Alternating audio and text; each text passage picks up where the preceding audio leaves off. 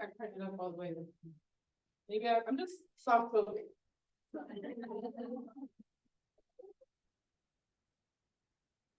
that better? Yeah. Okay. Thank you for being here. My name is Sambai. I'm a proud member of the Type team. I work on our international programs. One that you'll hear about today is a huge blessing to be a part of. Thank you for your time. Thank you for your participation today. We hope that you feel enlightened. We hope that maybe you learned something new today. We hope that you walk away maybe feeling like you can do something different in the world and approach your work differently. We have some wonderful speakers today, and we also have some virtual speakers. Sorry, please go down. I'm going to hand it over to Ricky, our amazing leader.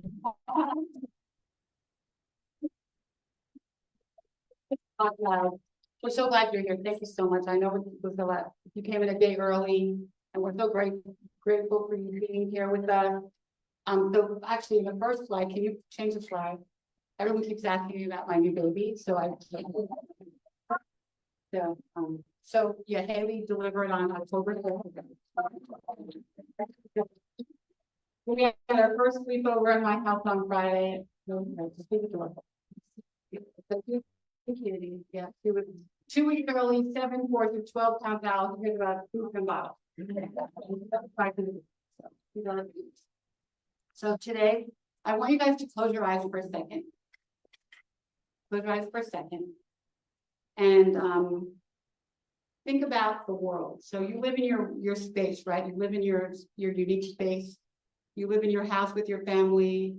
You have your job, that we all do this job with such love, you know, we're all in this work together. And but you have confines around you. So think about what things are constraining you, right? Are you thinking about the woman that just called today with a new diagnosis? Are you thinking about a new drug that you're working on? Are you thinking about someone you just met that's new to this space that you want to learn from? So I want you to think bigger than that. So you're on this ladder. So right now you're on the bottom rung of the ladder. Take 3 steps up the ladder. Now open your eyes. What do you see? What do you see around you? What changed in the world? What changed in your thinking? When you just step up the ladder, 3 steps, 3 rungs up the ladder. Do you see anything bigger? Do you see anything beyond your current situation, your current job, your current world, what you're currently working in? So we want to take you there today. We want to take you to a bigger space that you may not be thinking about. And we've started to think about because of our dear sister, Melissa Davis, sort of brought us into this global space, and France has brought us into this global space. But we want to take you to what breast cancer looks like around the world. And it sucks. It's like, we see what we see in the States, we see the disparities in the States, but a lot of the knowledge that we need is going to come, maybe not from here, maybe not from the current box that we're in, but from someplace else. So somebody going to change the slide for me?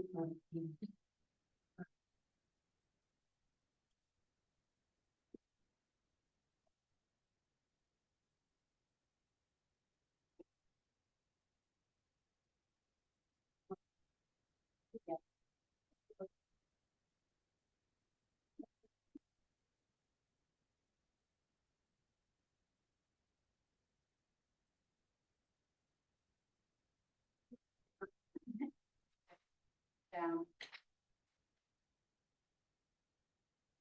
We're going to show you a video of some work that we're doing, but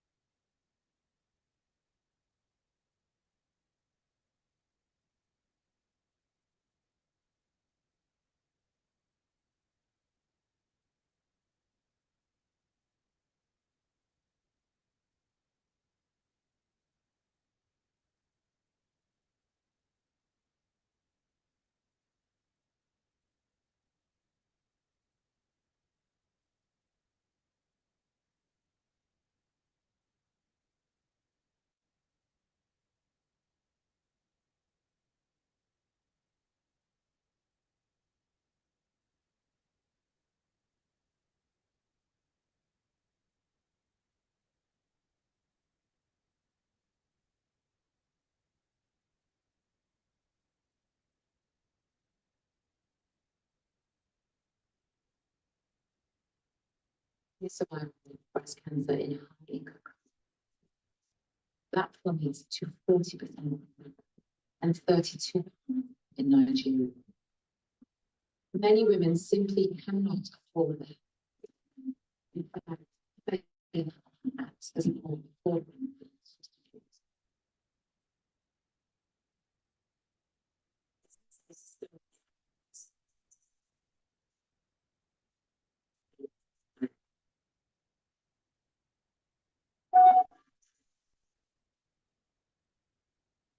Black women should not lose their lives simply because of the color of their skin.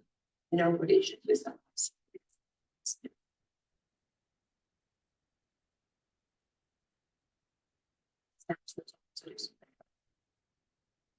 That's excerpt from a film that our friend Victoria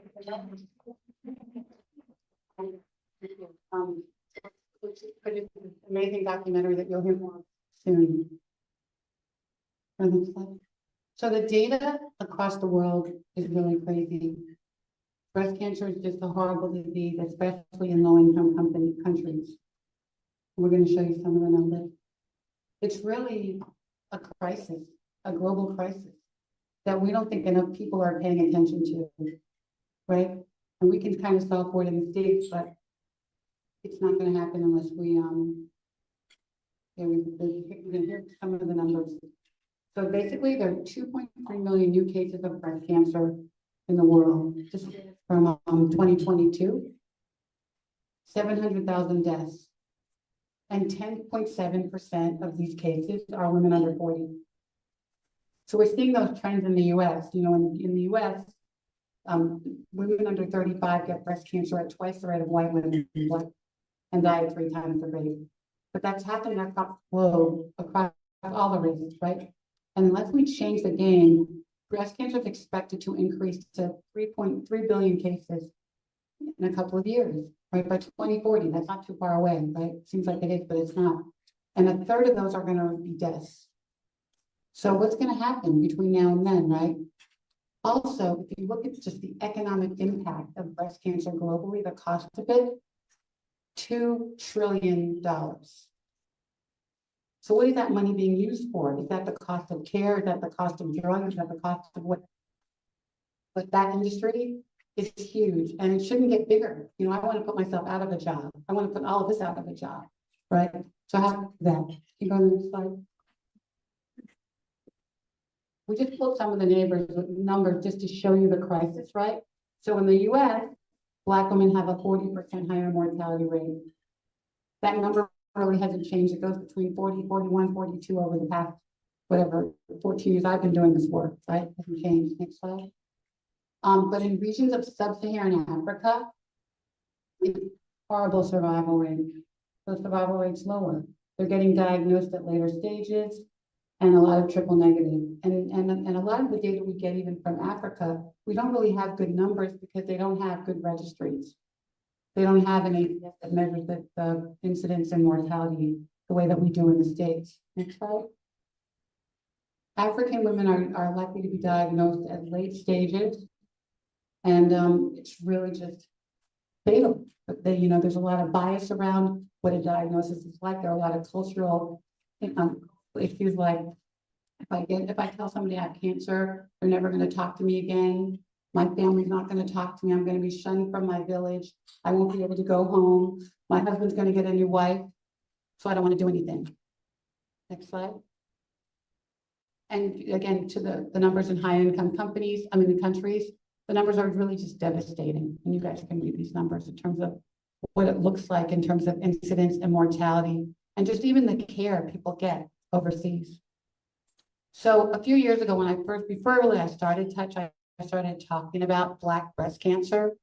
And people kept saying, oh, Ricky, you're crazy. There's no such thing as Black breast cancer. Breast cancer is all the same. You know, a lot of Black women get triple negative, but there's no such thing as Black breast cancer. And I kept forcing the conversation, and even the Black women were telling me to shut up. And so, but I kept saying, something is wrong. Something is wrong. Why are Black women dying? Why do we have a 40% higher mortality rate? Why are we getting it younger? Like, what's wrong with this picture? So I got a bunch of our docs together and helped me write this definition. And I'm going to read it to you because we still live by it. Black breast cancer is the constellation of exposures, experiences, and lack of science for Black women diagnosed with breast cancer that causes us to face disproportionately worse breast cancer outcomes. But it's all of these factors. People always sort of want to blame it on the social determinants of health, and we're now seeing that's more than that. Next slide. So what does this look like? On this side of the page is a Black triple negative breast cancer cell. On that side of the page is a white one. What do you see? They look like? This is from one of our researchers on our Sambai project, which Melissa is going to talk about, from the Guy Cancer Center in London. And this is the research that this wonderful scientist, Shiva Urshad. So who are we making drugs for right now? 3% participation in clinical trials for Black women. So why are the Black women dying? It's not rocket science. I am not a scientist. I got one over here to talk to you about it. But something's wrong with this picture. And unless we acknowledge this and look at this and put it in the labs and get more Black women into clinical trials, keep dying, right? So why is it taking me, the non-scientist, to bring this to people's attention, right? Well, Melissa's been doing it for years. You'll hear her story, but this is what's going on in our world right now. Next slide. Our physiology has just not been a concern. And I wouldn't even use the word concern, but it's not being acknowledged, recognized, and planned for, right? We've got 3% participation in clinical trials. We're not getting biomarker testing, but frankly, our science right now does not reflect the burden of disease. It doesn't, and we have to change that. We have to change that. And I don't need to change it in my lifetime. So I'm going to talk about. Look at Africa. Africa's the home to 19% of the world's population, but 25% of the burden of disease. How many clinical trials are done in Africa? 1%. And where are they done in Africa? South Africa, where the white people are, right? So we're missing this audience, this burden of disease, a place where people are sick, to do the research that we need to get the drugs that we need to help Black women. Here's another little video. Our friend Nana from Kenya. Forget the beginning. So, hello everyone, my name is Nana Keleni. I'm from Nairobi, Kenya. I'm a breast cancer survivor. I'm 3 years in remission now. I've been run an organization in Nairobi called Cancer Health Initiative, but before I go there, I want to tell you that I was diagnosed with breast cancer in August 2022, but then I did not get that diagnosis in August 2022. It took me time. For 2 years, I felt a lump in 2020, and I was extremely sick for 2 years. I stayed at home with a lump because I was really, really straining financially. I didn't have the money to go to hospital, and I was very scared also to be told that I had cancer. And with time, I got sick. My body was really shutting down. And then 1st of August, my breast tethered or dimpled. The doctors call it tethering.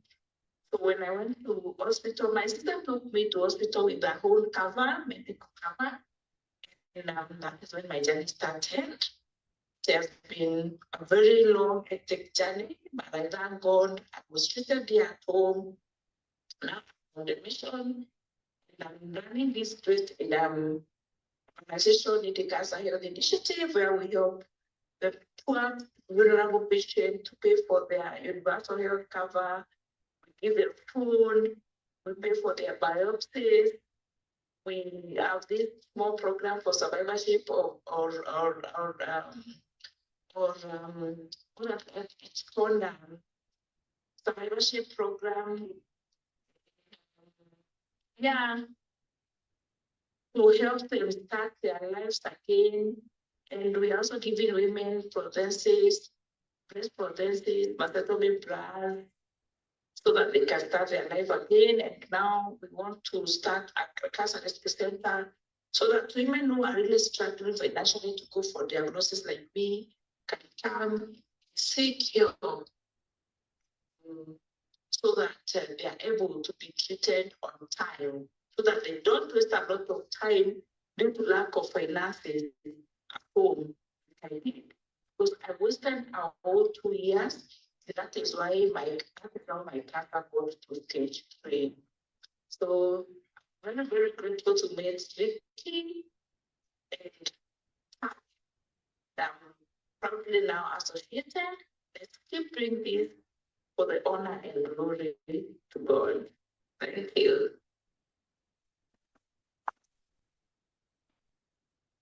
She waited 2 years to get treatment because she was scared, because cancer means death, and she didn't have any money. And her sister basically gave her, they lied and used her sister's health insurance so she could get care. Because that's the only way she could do it, because her sister had health insurance through her job. So they just gave her, she just sort of gifted it to her. But that's what's happening. And she now has an organization called the Needy Health Initiative. But literally, Cruz and I went to her house 2 weeks ago, and she had a woman living in her house. She had just helped a man with prostate cancer. He lived with her for 8 months, and she took care of him. She had a caregiver come in her house, and she took care of him. And now she's taking care of another woman who has triple negative.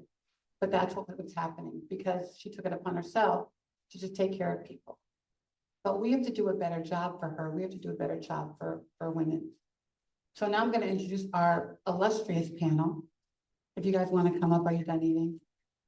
And actually, Lauren is not here today. Lauren's mom's pretty ill, so we have a video of her.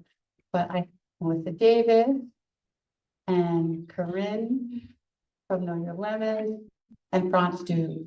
And these are my precious, precious friends that we've been doing this global work with. And they've changed my life forever and how I look at breast cancer. So you guys want to introduce yourselves, and then we'll let you talk. Good afternoon, everyone. My name is Melissa Davis. I'm currently the inaugural director of the Institute for Translational Genomic Medicine at Morehouse School of Medicine in Atlanta, Georgia. I'm also team lead for a Cancer Grand Challenge called Sambai, Team Sambai, for which I kind of drug Ricky along in, and that's what she was giving you guys a little snapshot of. I'll tell you more later. Thank you. Hi, I'm Corinne. I'm the CEO and founder of the Know Your Limits Foundation. My background is in graphic design. So my PhD is how can you educate patients in a visual way that makes it easier to overcome health disparities and fear and all of those things that hold us back from talking about breast cancer. Hi, everyone.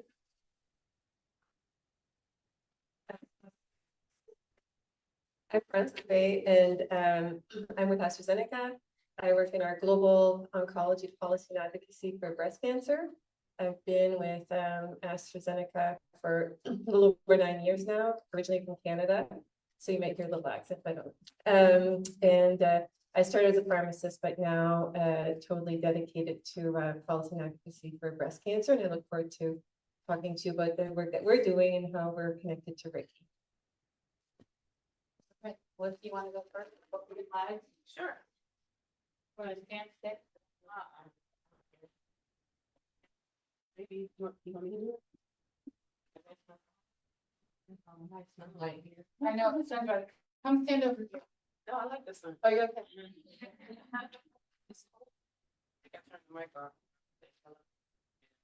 Hello. All right, so first, just a quick story about how I met Ricky. When she was trying to define or give that definition of Black breast cancer, I was a member of her advisory board, and all of a sudden I got this phone call. It was kind of frantic. She was like, "Can you join me on this Zoom?" This was like, I think it was maybe during COVID, because for some reason I was working in my bed. Remember, I was sitting on my bed. And I said, okay. And she said, "Yeah, I want you to tell these people that Black breast cancer is a real thing." I said, okay. And so we got on the call, and lo and behold, it's like these two illustrious scientists, probably at some Ivy League institution. I was like, oh God, okay. And they were busy trying to tell her that, well, Ricky, you can't call it Black breast cancer. You know, this is just not a term that's acceptable in the scientific world. You know, you can't really define breast cancer by race and ethnicity. And I was like, well, actually, we have some data that actually indicate that at a population level, there are distinctions in the tumor biology that's actually associated with the genetic background of individual international populations. And they were like, oh, well, could you share that? And that started our journey. And so Sambai stands for Societal Ancestry and Molecular Biology Analysis of Inequities. It's a Cancer Grand Challenge award, which is a team science award. It's $25 million award that I have to split across 5 countries, 15 different investigators. This lens that you see is representative of all of the different disciplines, and the investigators who are a part of each one of those teams are world-leading scientists who have developed specific types of methodologies that focus on some aspect of their discipline. But what we've asked them to do is focus it on disparities, and particularly in the African diaspora. Okay. Feel bad having to do this. So this cross-disciplinary is integral to really identify what the causes of disparities are to move forward. When we look at some of the statistics or in the history of research in this area, one of the things that we've noticed, you know, I started this trek about 16, 17 years ago in my career. Things that we noticed was that the majority of the data that existed was really harnessing information about social determinants of health, socioeconomic status.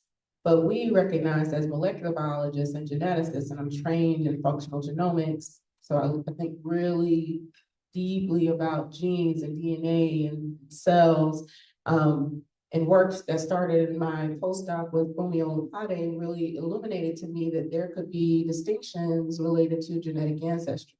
And so instead of walking these two sort of bipolar paths of, is it race or racism, or is it biology and genetic predisposition? How about it's probably a combination of all of those things. And so that was the premise of our Cancer Grand Challenge. Here, I'm gonna do it. I just want to skip through a lot of this. Is some animation. And I feel like I'm gonna be saying next slide, next slide. Thank you, though, Uzo. Enjoy your lunch.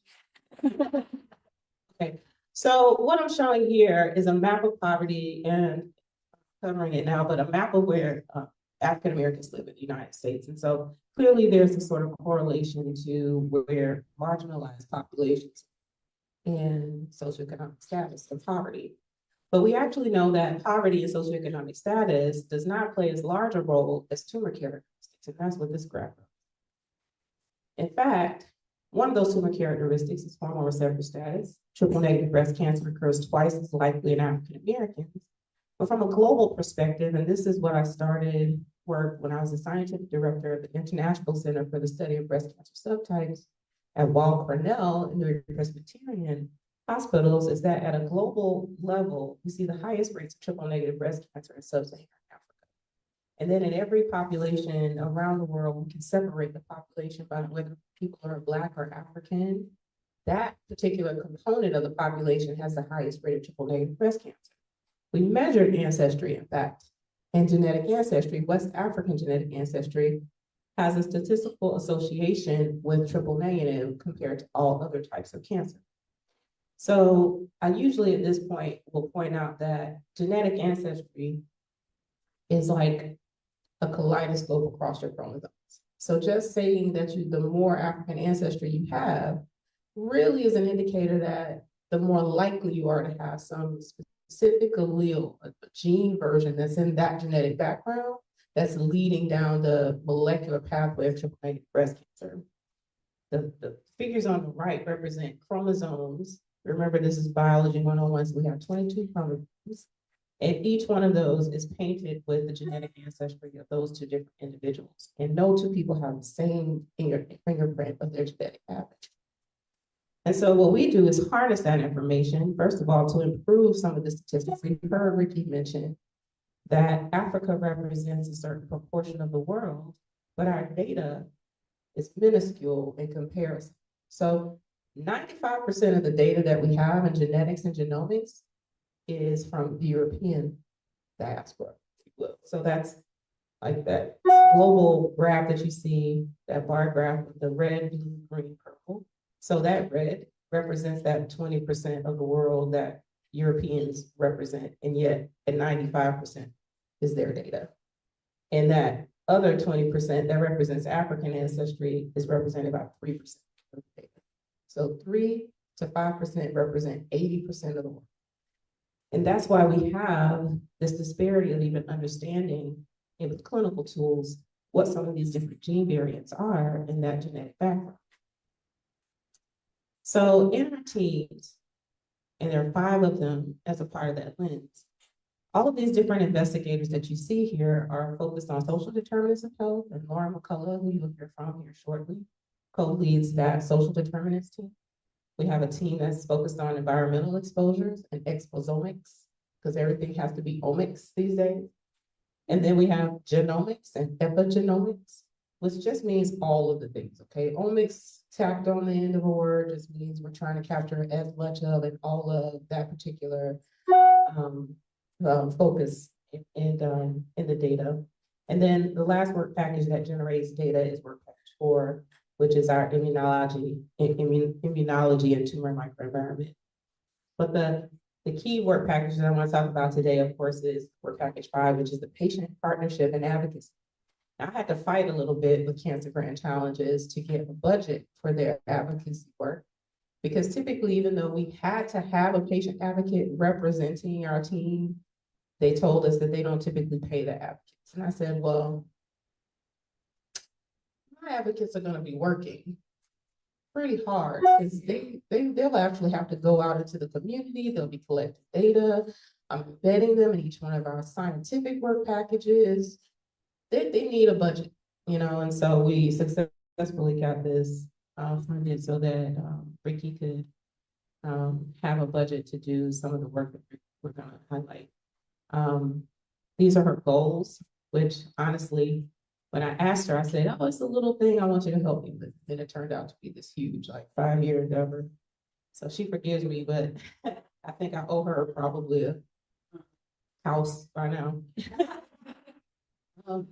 So I'm not going to go through each one of these steps, but I will say that the work that we're doing is designed to be coexisting data. And so this will be the first time that we have over 40,000 participants, 80% of them being of African ancestry, where we have clear social determinants of health at the area and individual level.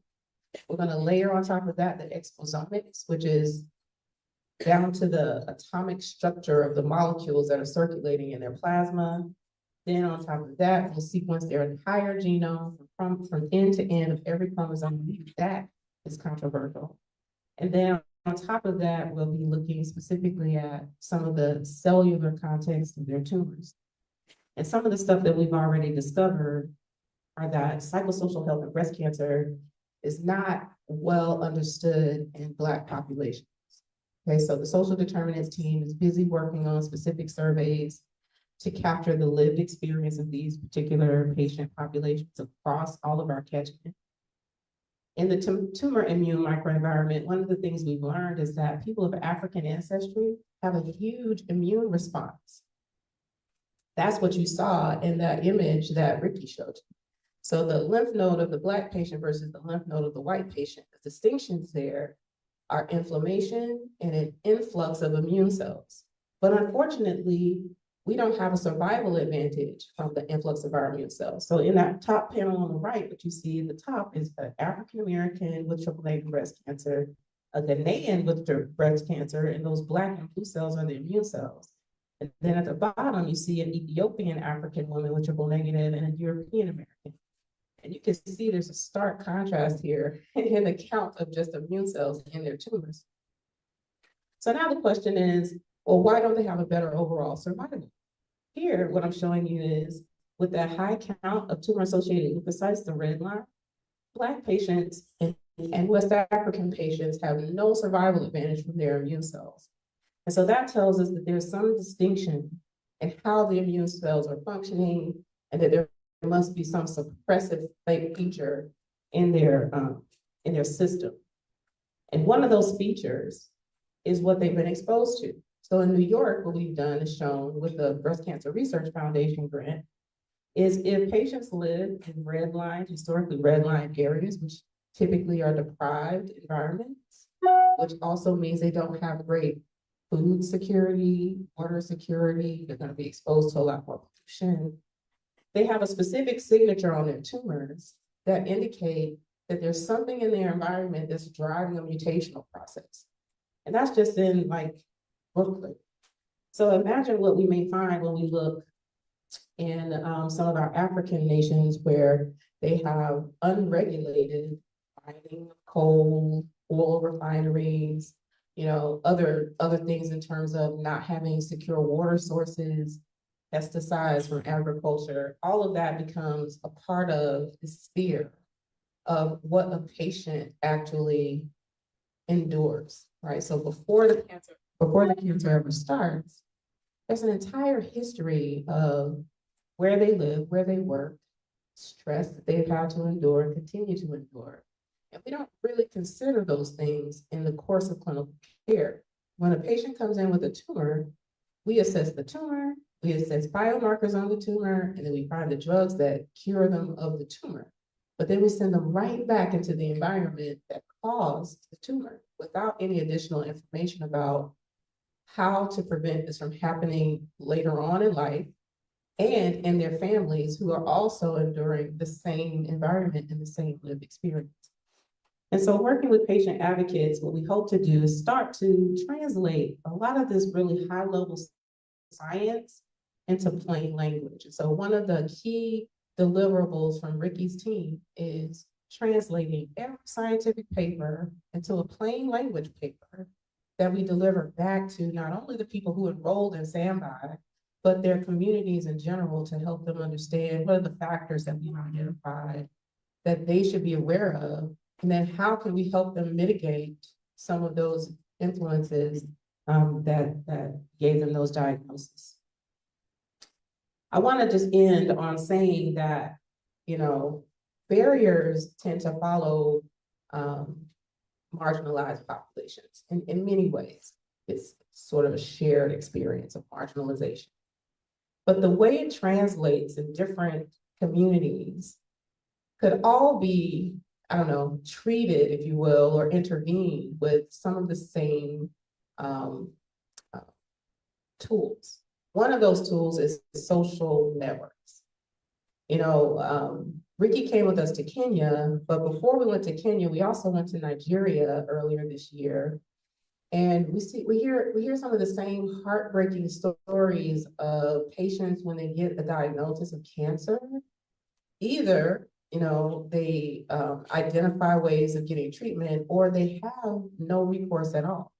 And if they have no recourse at all, they make a conscious decision that I'm just going to die. And sometimes their family makes that decision for them. And this is that isolation that we're talking about, where they even make the decision that because we know you're going to die, we're cutting you off from food sources, we're cutting you off from our village, we're cutting you off from the family, because we want to protect our children from witnessing death. You know, and so all of those sort of decisions can be flipped around if we just raise the capacity of their ability to treat and get access to care.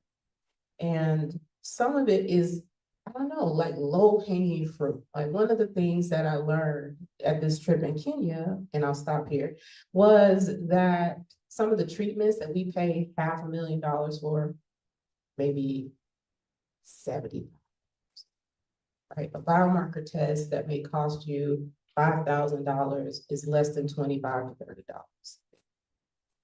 And they just don't even have the capacity. So lo and behold, one of the goals that I have is to ensure that at the very least, some of the basic science, some of the basic clinical first steps that we do just systematically here is something that we can enable them to do for themselves at many of our African sites. And I'll stop there. Also, just want to say thank you for having me today. You can like, even Nana, Herman, me, cost $1,000. She couldn't afford it. I called Beaumont $500,000 booth. Right? How much did your booth cost? Right? So $1,000. Couldn't afford it. She waited 2 years. So, Corinne, you ready? Who's next?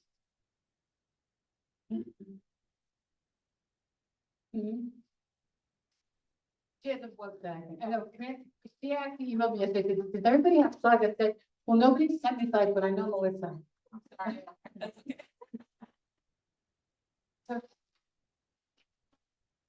Gotta find the right stand. She just had.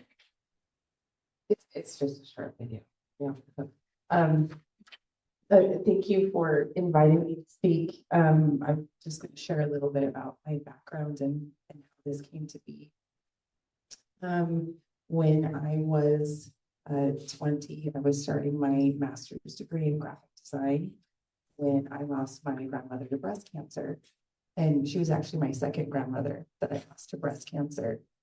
And so that started to get me thinking, wait, am I at risk for breast cancer? I'm in my 20s, like, when should I start getting screens? They say, like, you should check for lumps. Like, what does that mean? You know, because I felt my breast before and there were lumps in there. And I'm like, I don't understand this. And, you know, in school, we talk about every part of the body except for breasts. You know, like, I know the dangers of steroid use and testicle shrinkage. I'm not sure that was like essential for like my education growing up, but like the school made sure I knew about that, right? Yet breast cancer today is the most common cancer in the world. We don't talk.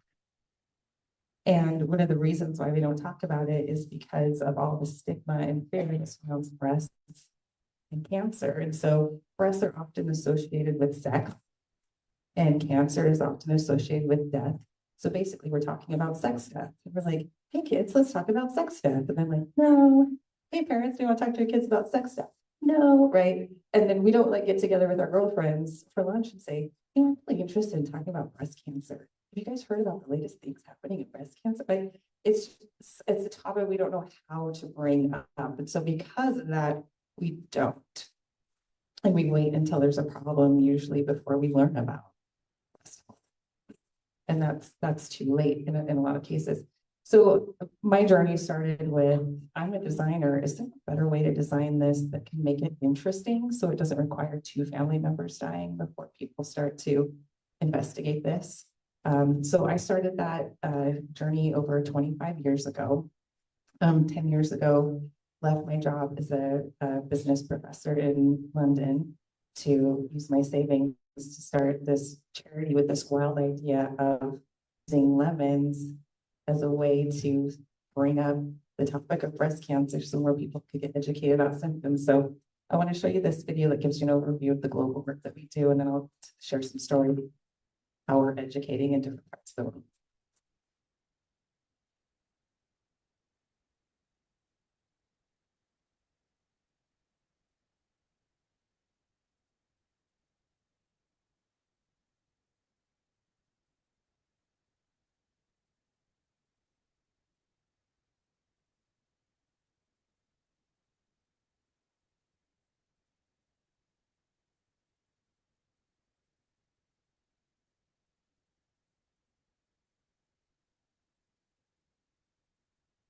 I thought know your lemons in rural villages all across Sarawak Borneo. Most of them are more confident when doing breast examination now, and they know the top signs and symptoms to look out for. I know that I'm making a difference to close the gap to late detection. I saw the poster and looked at one of their symptoms, which happens to be the dimple in the lemon. That actually was on how to my post.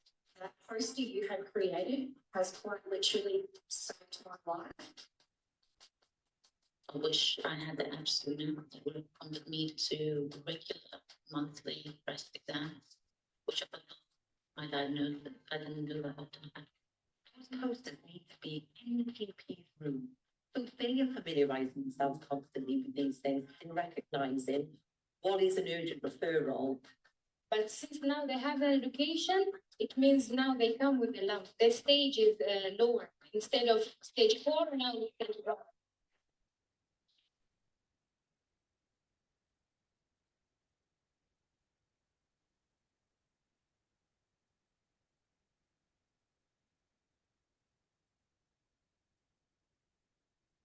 Yeah, okay, great.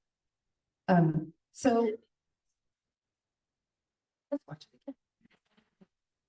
So today we are in 77 countries with 1,400 volunteer educators that have been trained, and our campaign is in 42 languages.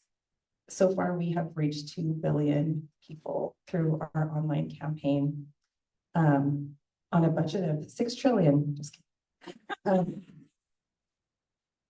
And really what we're doing is how do we help start these conversations? And so specifically talking about Africa, I can tell you about some of the work that's been done with our partners in the campaign and some of the issues that we're trying to tackle.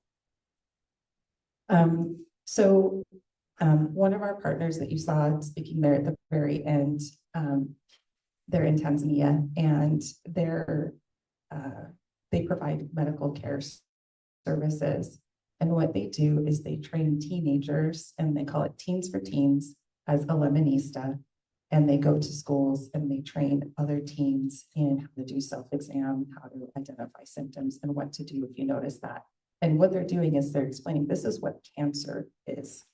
And then they go home and they have those conversations with their families.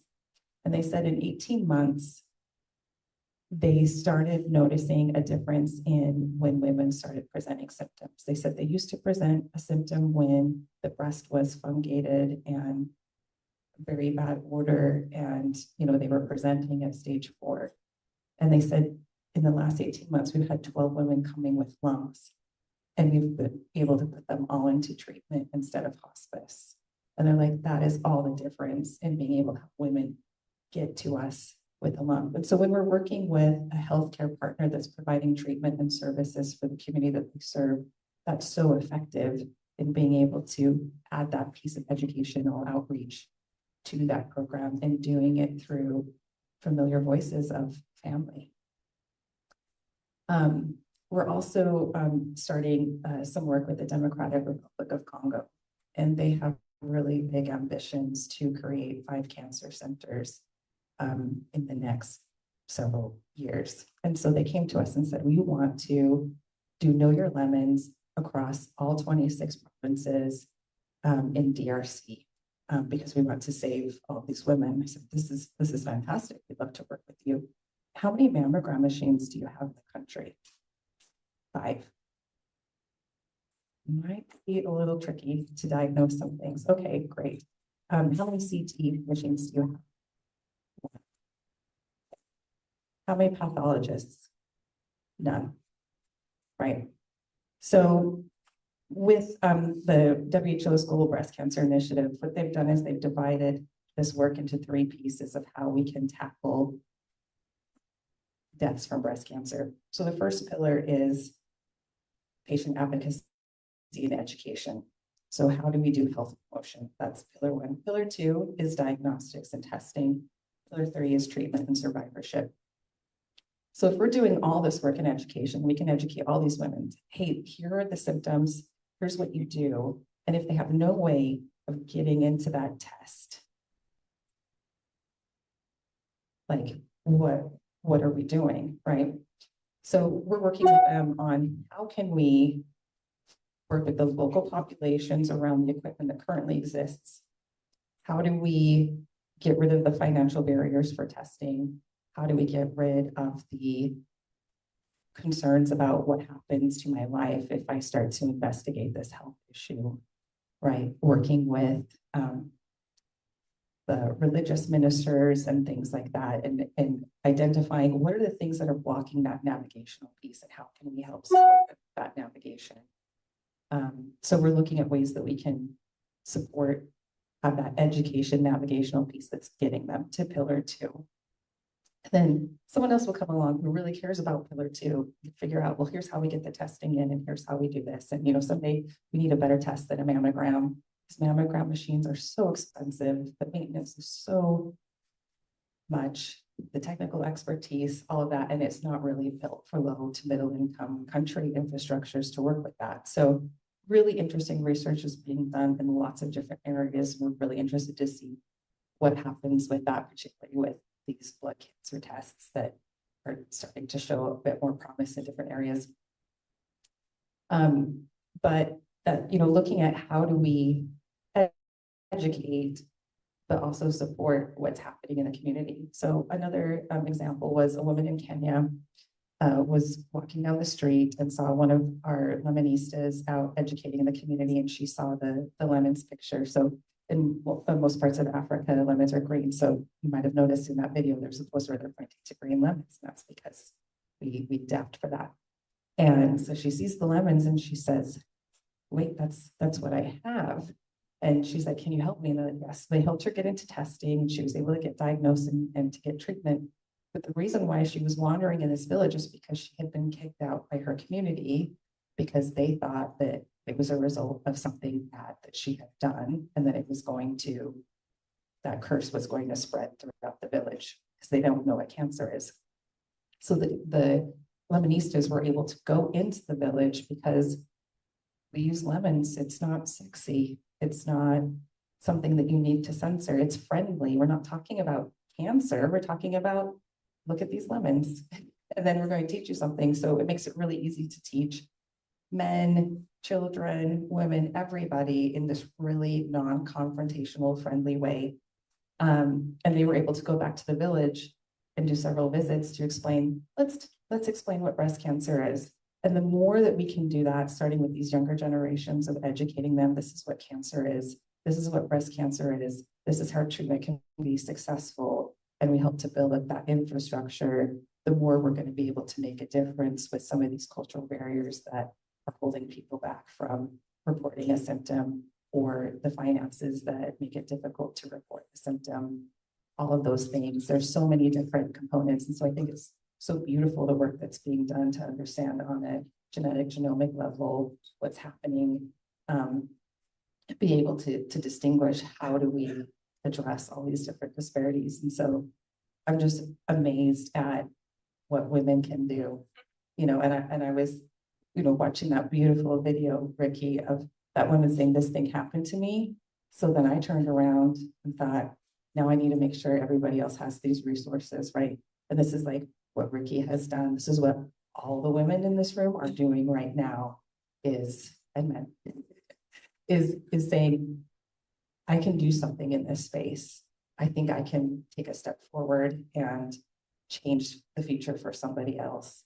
And this is why I have so much confidence that we're going to get there, because when we look at all the people in this room, there's a lot of power here in what we're doing and coming together. I'm just so grateful for Ricky and being such a magnet for that and a light for that and bringing everyone together and doing such great work. So thank you for that, Ricky.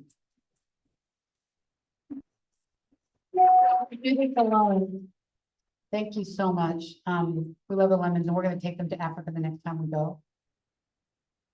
You know, because I think it could be a really good tool for our advocacy team. So next we have a video, right? Of Lauren. Yeah, Lauren McCullough, she's on our Sambai team, but she's going to tell you if she is in her video. Her mom is sick, so she couldn't make it to San Antonio.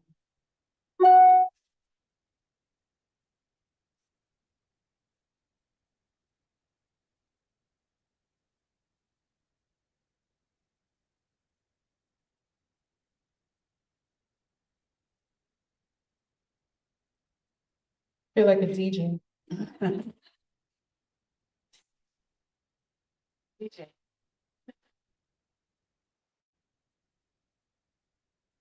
Hey everyone, I'm Dr. Lauren McCullough, and for almost 30 years, I've dedicated my work to understanding why cancer affects people differently, and more importantly, what we can do to make those differences disappear.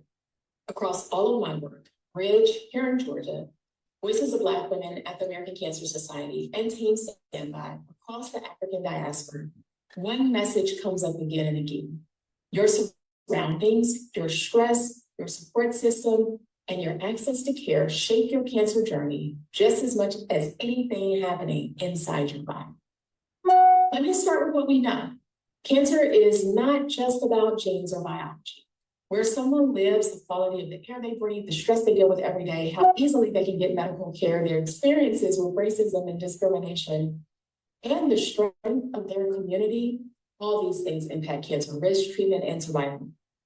These real-life factors are at the heart of my work, and they're why I built programs, not just in my local state, Georgia, but across the country, and now with Standby across the world, to help address cancer inequities in a meaningful way. Bridge is where my journey started. In Georgia, we set out to understand why women were dying at higher rates of breast cancer who were Black compared to their white counterparts, even when they were diagnosed at the same stage and received the same treatments. Over time, Bridge has become a wide-reaching project that brings together medical records, environmental factors, neighborhood conditions, and most importantly, the stories and experiences of survivors. We've learned that things like air pollution, neighborhood resources, and long-term stress can play a real role in how women respond to treatment and how long they live. But numbers alone don't tell the whole story.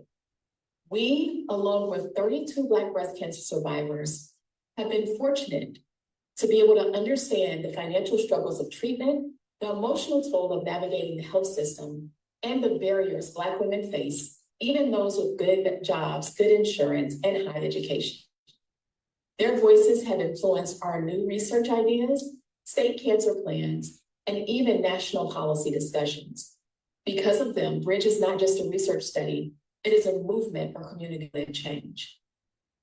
Building on what Bridge taught us, I now serve as co-principal investigator of Voices of Black Women, which aims to be the largest study to understand Black women in the US. We aim to enroll 100,000 women from all 50 states to understand how lifestyle, stress, environment, discrimination, and neighborhood conditions affect cancer and other chronic conditions. We have already had 5,000 women join us, and almost half have chosen to share biologic specimens. When I speak to women across the country through media interviews, community events, churches, and advocacy groups, I hear some of the same things. Black women want research that reflects their reality. They want answers about why breast cancer deaths are still high, why uterine cancer deaths are rising so fast, and why higher income or education doesn't always protect them. Voices was built to answer these questions with strong science and true partnerships. And then, of course, there's Team Standby, a global project funded by the Cancer Grand Challenge. My role is to lead the work focused on social determinants of health. That's thinking about stress, environment, neighborhood, and experiences of discrimination, and how that shapes the experiences of what we hope to be 40,000 cancer survivors across 7 countries.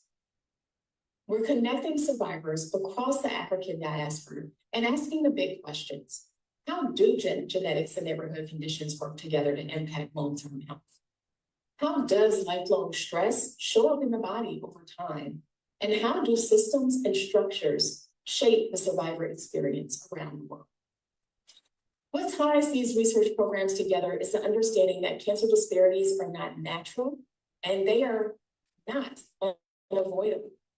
They come from systems, policies, environments, histories that have harmed Black communities for generations. And because these problems were created by systems, they can also be fixed by systems. But to change anything, we need data. We need stories, we need experiences, and we need truth from people that are most affected. Across my work, we are building platforms that will not only support today's research, but empower next generations of scientists and advocates fighting for health equity. So, when you talk about social determinants of health, we're not just talking about risk. We're talking about real conditions that shape people's lives. We're talking about power, opportunity, and the environments people are born into. We're talking about what strengthens health and what harms it. And we're talking about Black communities that have carried an unfair share of the cancer burden for far too long. My goal is to help create the evidence needed to spark change at every level. to improve policies, to guide care, to support survivors, and ultimately to ensure that where someone lives, the air they breathe, or the color of their skin no longer determines their cancer outcome. I want to thank Ricky and the Touch family for inviting me to share this work, and all of you for being partners in advancing cancer equity locally, nationally, and globally. Thank you. Our last speaker is my dear friend France, from AstraZeneca. And, you know, all these women call me and say, can you help me do something? And so it always turns out to be a really cool thing. So we've been working together on an infrastructure that will help inform the UN. So here. Thank you, Ricky, and thank you so much for inviting me to participate here today. So I'm going to talk about the policy and advocacy side of things. So we've heard a lot about science, which is amazing in terms of data matters, and we need it. And so what we're doing in our area, so as we've got obviously a big company and different departments in our area, it's about some of the things that have already been weaved into the conversation about the policies, about the systems, the infrastructure and things like that. So we launched 2 years ago in 2024, we launched the Global Breast Cancer Care Council. And that came after, in 2023, we did a landscape analysis. We looked at a number of countries and wanted to know what's the lay of the land when it comes to breast cancer. What are governments doing about breast cancer? What are advocates advocating for in breast cancer? And what we found is that it's still the number 1 or 2 cancer killer of women in 95% of the countries, including high and low income countries. And so we said, well, we need to bring a group of experts together to help advise us on what we're going to focus on. So we launched the Global Breast Cancer Care Council, which is made up of patient advocacy groups. We have health economists, we have policy experts, we have breast cancer surgeons and oncologists. And we also have Her Excellency Toyin Saraki, who sits there from Nigeria. And we have Ricky, who's there representing the community. And we have Mary Jango, I see her here too, from the Young Survival Coalition. And so we really want to make sure that we have the providing the table for the community to have a say in governance. So start at the governance level and also to co-create. So in terms of governance, having a seat at the table, you have a say in what the priorities are going to be, what the focus is going to be, what needs to be captured, what needs to be collected. In terms of the co-creation, it's the co-creation on what are the measures? What are the measures we need to look at? We hear of underserved populations everywhere. High-income countries have rural communities, and we've heard about this already, rural and urban, very different in terms of the access to the type of access to care that they get. And so in terms of council, I can tell you that Ricky is a very strong advocate. She represents the community very well. We're very fortunate that she is with us and helping us, helping guide in terms of the work that we're doing.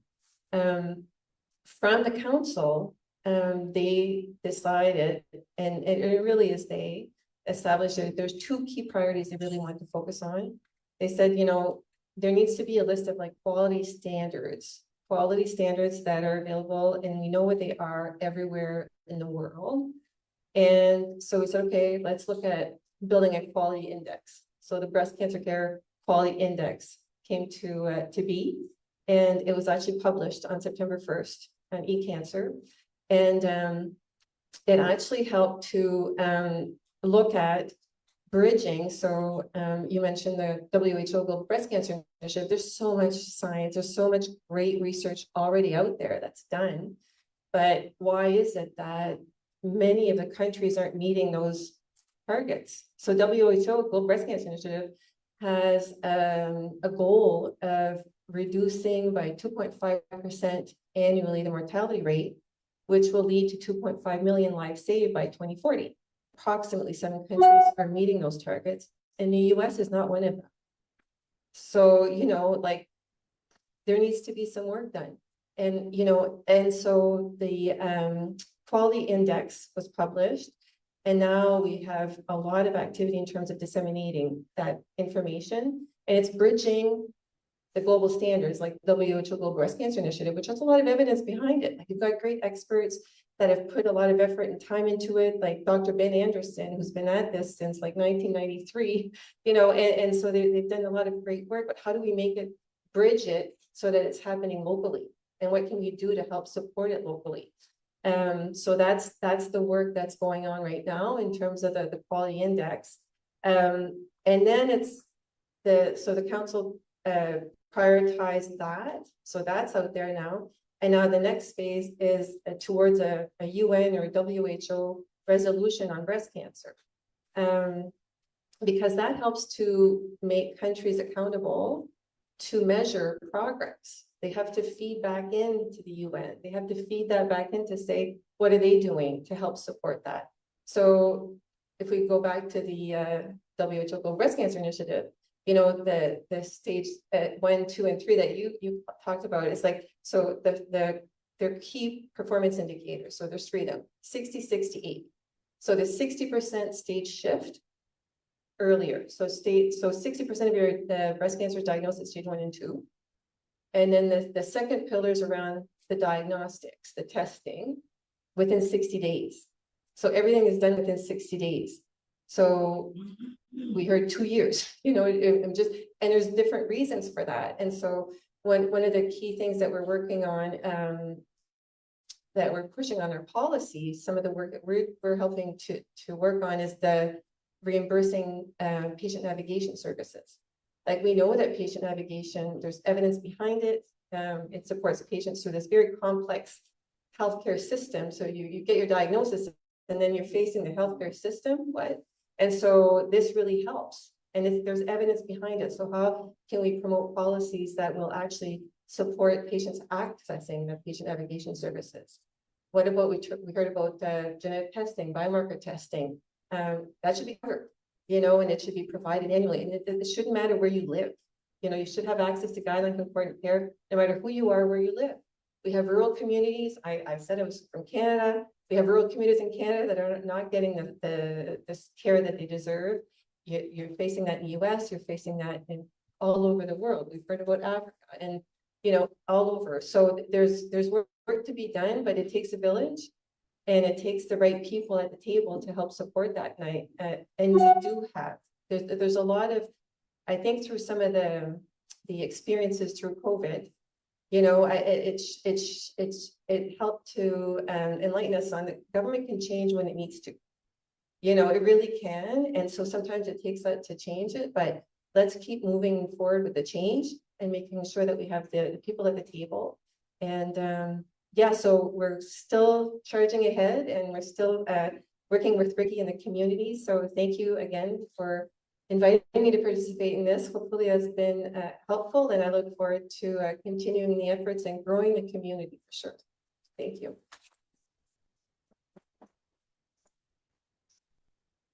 Aren't they awesome? Oh, yeah.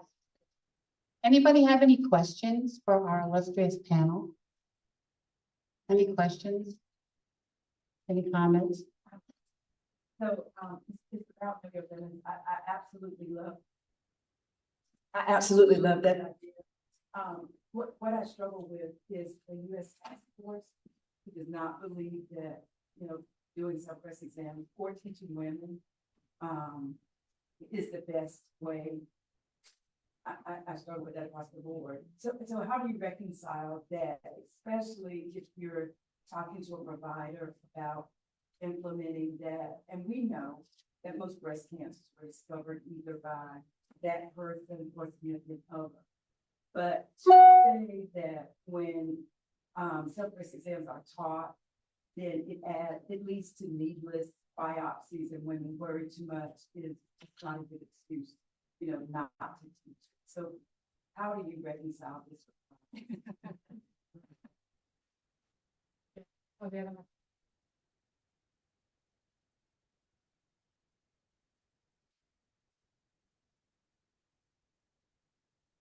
Thank you for that. There we go.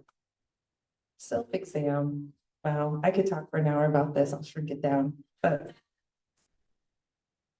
a couple of years ago, Irene, who's in the back of the room, she's VP of development with me. We went to an OBGYN conference, and we had our 12 slides up, and we're like, our app could teach you how to self-exam. And we had lots of gynecologists coming up to us and say, what's your stance on self-exam? And I'd say, we think women should know their bodies. And they'd be like, yes, like we agree with that too, right? But there's just not the evidence for that. And so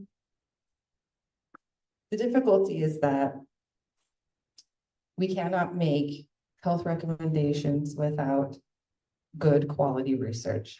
And the only randomized controlled trial for breast exams was done in China in the 90s with a very homogeneous population, right? And Ben Anderson, had a really good conversation with him about this. And he says, look, the point of that study was not to prove the efficacy of self-exam or not. What that study discovered was that particular group of women were very good at finding tumors under 2 centimeters, because the average breast size in China is AA and A, right? So now we're taking that evidence and we're saying this applies to everyone in the world, right? And WHO in their latest thing, and my main goal in being in the WHO committee for that was, please say self-exam. Let's stop calling this breast awareness. We do not know what breast awareness means. We do not, like, right? And so what happened was the medical community went, well, we can't say don't know your body, but we can't say self-exam, because self-exam was like written up in that RCT. So let's call it breast awareness. So we say, don't self-exam, but practice breast awareness. And I said, what you are telling people when they hear that is, don't touch yourself, but know that your breast exists. Like, I'm aware, you know, and you know, and when we talk about like breast cancer awareness, it's like, we know breast cancer exists now, but we are not educated about it, right? So let's get past breast cancer awareness. Let's get into breast health education and be like, how do we manage this beautiful organ throughout our life? Not just about cancer, but like breastfeeding and, you know, like all of these things, and like, how do breasts change as you get older? And like, what does density mean? And like, we don't know any of this stuff because we are fragile creatures that need to be protected. And heaven forbid, if we start messing around here and we get worried that we found a lump, that anxiety is going to cripple us. So you know what? Don't worry about it. We have these fantastic machines that we've invented for you that are going to find all this for you. You won't get breast cancer before age 40. That's fine. You know, like we've said the wrong thing. So what we are saying is we're refusing to not say self-exam, and that has limited us in some funding from big funders, because they say, we think your app is great. We see the evidence that people are finding breast cancer earlier. You call it self-exam and a randomized controlled trial, you know, like, so we have been talking with some organizations about how can we do a new RCT on self-exam? And we can do it through the app because people are reporting how often they're doing self-exams. We can say, hey, do you want to be part of this study? Just self-exam once a month if you can. That would be great. Just let us know. And if you're ever diagnosed, let us know. And if you're not, like, we can, like, we have mechanisms that we didn't have in the 90s now to do that. And then also, let's change the definition of what self-exam means. Like, self-exam does not mean a hunt to find cancer. Self-exam means knowing what's normal for you. So if something does change, you're more able to spot it. So we're working on these two things at the same time. Let's change the definition of what self-exam means. And then let's get a new RCT so that we can stop arguing over the semantics of what we're calling touch yourself. So that is really like the stop-start thing that is a very, in my view, a ridiculous thing to keep us from moving forward and doing more early detection work.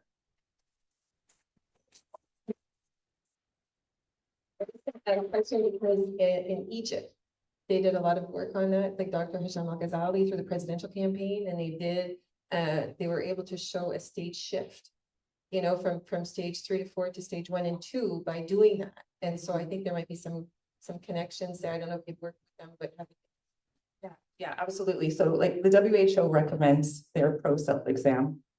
90% of women in the world find breast cancer through self-exam. There's been a little change in semantics. They're like, well, if you find it accidentally, then that's not through self-exam. But if you found it through like a routine check, then we're calling that self-exam. So a lot of women are finding it accidentally, like in the shower or getting dressed or something. So yeah, but that's like, maybe accidentally you bump into it. If you're accidentally bumping into it, it's grown to a certain level that you're running into, right? You don't trip over a tiny thing on the carpet, you trip over it, right? So globally, WHO recommends self-exam, but they say in places where screening is available, screening's more effective. And it kind of goes back to this benevolent sexism of, if we teach women to do self-exam, then they'll probably think they don't need a mammogram because look, I'm not feeling anything, so I don't need a check. It's like, no, then we educate and we explain what a mammogram is for and when it's useful, right? So what's kind of happened is, instead of saying, oh, this is an area where we need to do more education and educate women about the difference between what a breast lobe feels like versus a cancerous lump. Like teach them anatomy, teach why screening is important and how it can find something before you can feel it or see it or, whatever. Then we say, we should just recommend against it and then not educate about it and not talk about it because it'll be too hard to explain or too hard to understand, or women will get anxious or whatever. So we're looking, we can change this now. We don't talk this way about women anymore, but these policies are very much set in this kind of old way of thinking about worrying about women's anxiety. And we can change that. I just wanted to add, and it's not a random controlled trial, but it is like data that we see, which is that in terms of like the opposite end of the spectrum, so screening for mammographies, there's this sort of consideration for Black women, for instance, that there's this notion that we don't screen enough, but health services data actually says that Black women screen more than white women. But when we look at screening data, so we have a study where we looked at screen detected and non-screen detected cancers. Those non-screen detected cancers were the ones where women came into the clinic compelled. Maybe they weren't doing a breast exam, but they were interval cancers, meaning they're part of a screening, but before they could get to their next mammogram, they found something. And so a large portion, especially of aggressive breast cancer types, it grows really quick. And so self-exams and those intervals of mammography are really key to know that I can't wait till my next mammography, right? I need to go in now. So I don't know if that helps, cause, but I think that's maybe some other information that should be considered. Or what's happening in Africa where they do feel a lump and then don't do it because they don't have the money, or they're just afraid, right, to do that cancer's gonna, because when you say cancer, it means you're gonna die. And then their village is gonna shun them, their family's gonna put them out or whatever. So I think that there's so many factors here. But at the end of the day, it's really about education and educating women and letting them, giving them the tools they need to be able to help themselves and know, when to go to the doctor, when to do this, when to take care of it.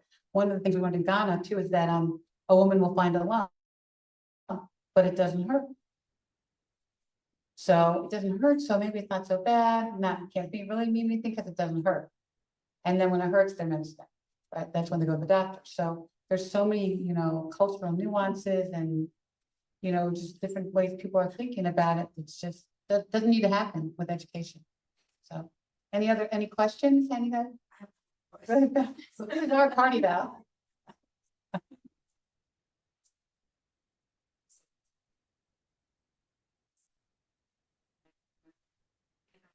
The thoughts are, if your hormone is positive, that, that's a path that you're gonna be okay, but that's not. Yeah.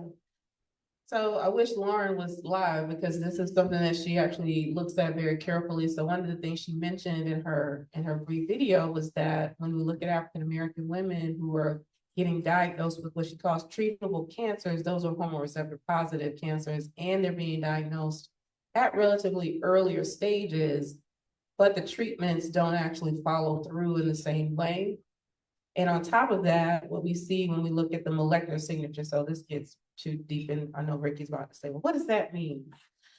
She gets me all the time. So one of the things we look at when we, so besides hormone receptor positivity, which is just that one biomarker, right? So you're looking for ER status or PR status or HER2 status by using like an antibody that just, makes it visible, right? So within that context, there's still a spectrum of the different varieties of ER positive cancers. And so when we look at all of the genes and the expression across that dynamic, and we find like a profile, which means maybe it's 200 or 50 genes, right, that are expressed in a unique way, that tells us something about what's driving the biology of the cancer beyond the hormone signal, because not all of, so here's the other thing, ER status is a percentage, right? So if you have a percentage of cells that are ER positive, then you're ER positive. So that drug will treat that percentage of ER positive tumor cells, but then the rest of the tumor is still kind of proliferating on it, on whatever else it's feeding off, right? So we think this heterogeneity within the tumor also tells us something about Black women and what's driving a larger sort of component, if you will, of their tumor. So what she's seen is that the therapies don't work as well, but we also know that there's more adverse events that are related to the treatment itself that are more prevalent in Black women. And this is because it wasn't designed or trialed in our population to really capture some of those treatment related adverse events. So yes, there's an underlying signature, and here's the kicker. There's like a test, a genomic test, several of them that I shall not name right now because I don't know what my disclosures are for this event. But when we look at those specific genes that are in the profiler, there are nuances to how it's expressed at a population level. So whether you know it or not, right? So my ER gene may have a different regulation switch from someone else's. And all of our genes are like that. All of our genes have the propensity to have a unique regulation switch.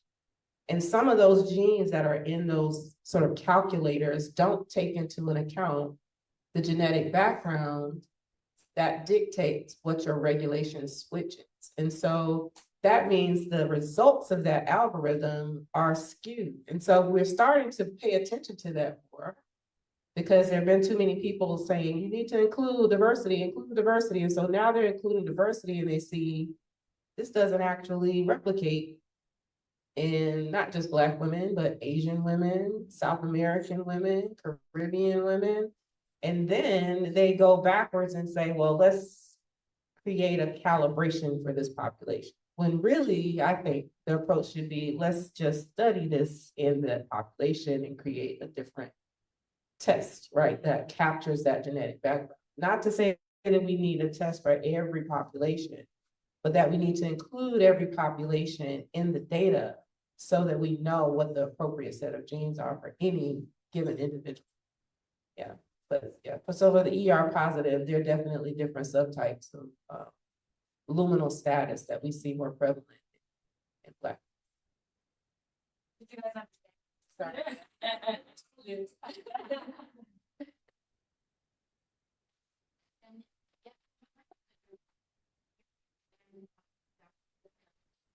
After doing it in this space for 30 years and seeing the difference.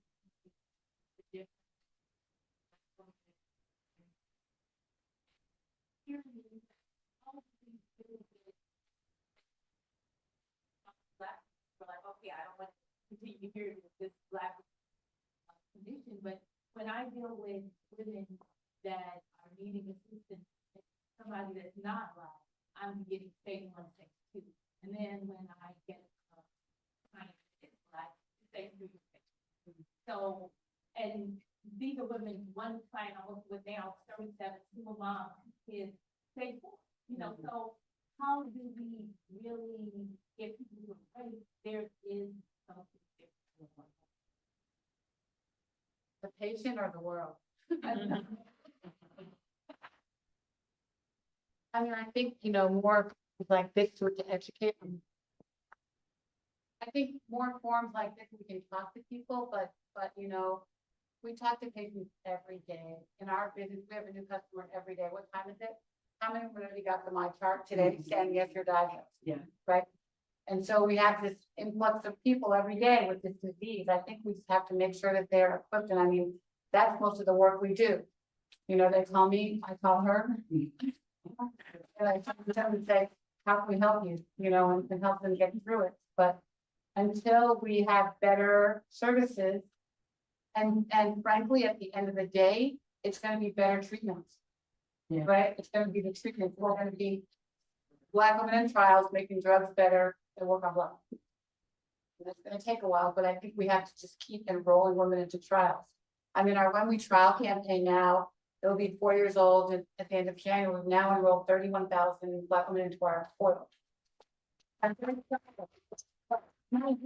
Not enough. It's not enough. And no one can tell me what that 31,000 is relative to in terms of the number of women who are dying or being affected. So I've heard her in trials. So I think we have to keep working at it and keep educating people and keep trying to help them understand.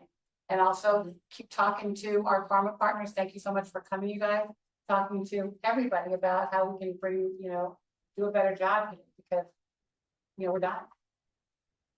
Yeah, so I don't know if I answered your question.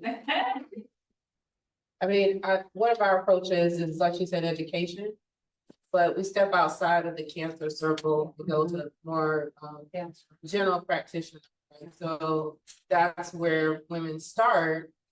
Typically, if they're not in screening with, I have an issue, especially in our healthcare system, depending on your insurance, you have to go back to your general practitioner to get a referral if you're asking for something outside of whatever.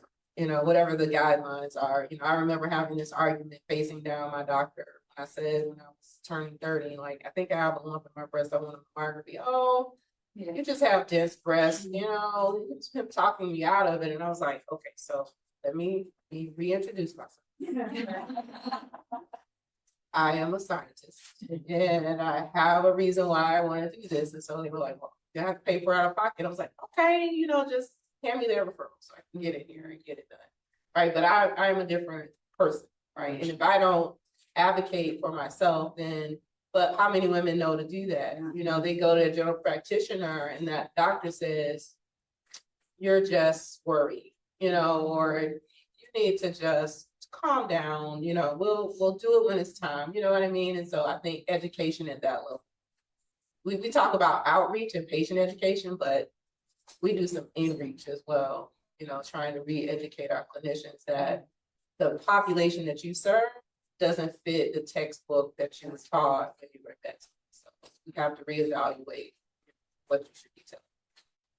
Yeah, we just put a gyne-onc on our medical advisory board because we figure out the gynes are the ones diagnosing or finding the lumps, right? We also just put a pediatrician on our advisory board. I have this incredible board of 20 Black women doctors who are all badasses. But I said, you know what? Like I saw Haley going to the pediatrician with her baby, right? Now, whatever, baby's 9 years old. So whereas a mom, that mom is thinking she should be getting screened. I mean, I think that's what moms are thinking about health for the first time, women, whatever age, 20, late 20s, early 30s, right? So is there a sign in the office that explains what a clinical trial is? That it talks about screening. So I think any place we can intervene.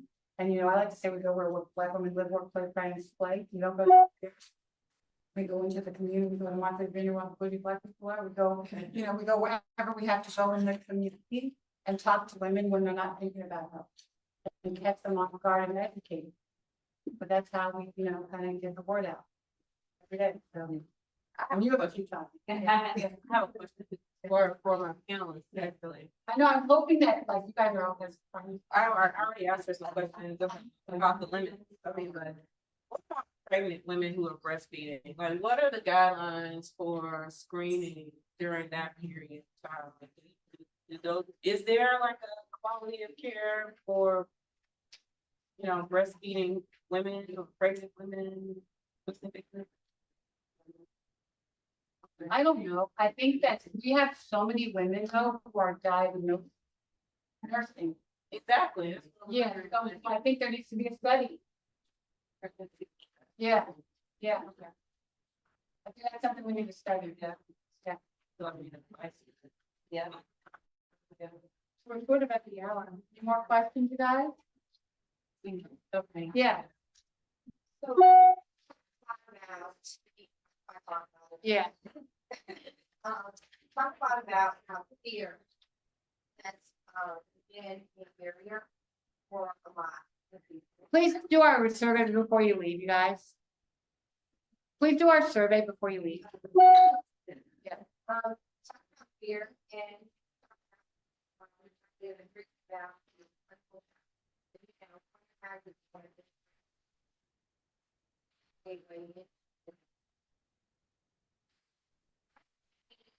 and a method, along with researchers, overcome the fear barrier. I so recently had a conference with Native American and the nurse navigator had breast cancer, and she was afraid to get her tested. She highly educated, like our therapist said, highly educated breast cancer researcher knows what within the care. She knows what she would do. She still encountered that fear within her. Tell me a little bit. I know you have a great person, you know, started bringing in 30,000 people into women's tribe. How do we get beyond that fear so that we have not just 30,000 women? Every day. I mean, I think, I wish I could answer that. I mean, I think that's why it's so important for us to keep doing this work. I mean, the more people we touch, the more, but until we touch them, they won't, and they'll still live in their bias. So I think we still have to keep working harder and reaching more people and being where they are, and they're not gonna come to us. Exactly. So I think all of us in everything that we do, we have to meet them where they are, wherever that is, and find them and educate them and help them get the information they need. I mean, I don't know if it's the right answer to that. I think it's like, you know, we can't not do enough. I know that, you know, Sue's in the community out every day. You guys are in the community every day. We're all doing this work. Desiree in the community every day. We're all, you know, Lindsay's in the community every day doing this work. So we have to keep doing it and talking to women, and hopefully they'll tell two friends and they'll tell two friends. But, you know, we have to just stay out there.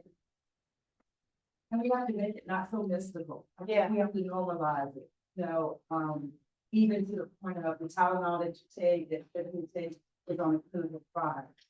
And explain even over-the-counter medications, don't represent the numbers. So maybe the 2 tablets every 4 hours that's prescribed, and then you take 1 every 6 because our bodies are different. But we have to do it at every touch place, you know, even the pastor. Or sometimes people tell the pastor before they tell their families that they have cancer. What's the pastor say after he prays? He says, call touch. Yeah, we're doing a campaign right now called After You Pray, What Do You Say? So we're gonna help them get them, you know, to the right information. Yeah. I just want to give a round of applause to our amazing panelists. Thank you. Thank you. Also, thank you for taking a brief moment to complete those surveys to let us know how great we did.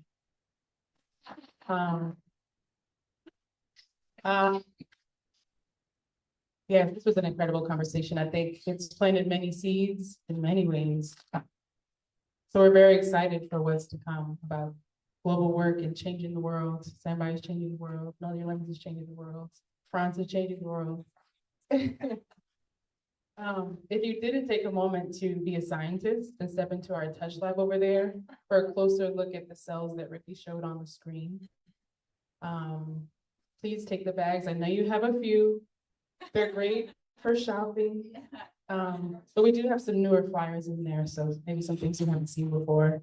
And I know everybody to go to the next place, but we thank you for being here with us today. We hope that you enjoyed and you learned something new. And love to hear what you're gonna do to change the world. Ricky, anything? Stay on that ladder, don't go back into the box.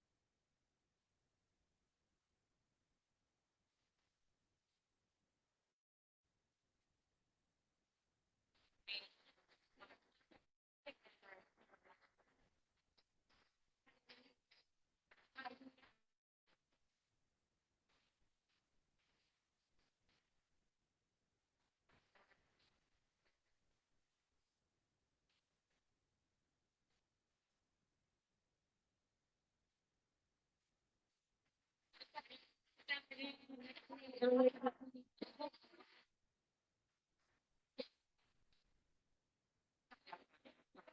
much for coming. Oh,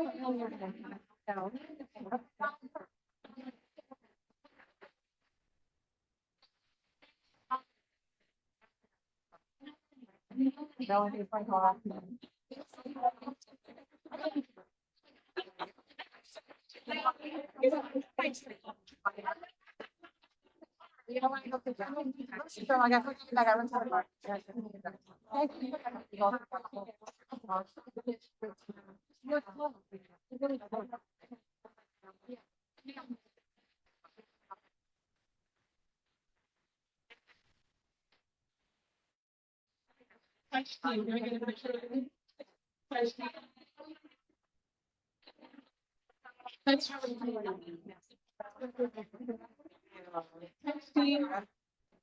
I'm coming in for a picture.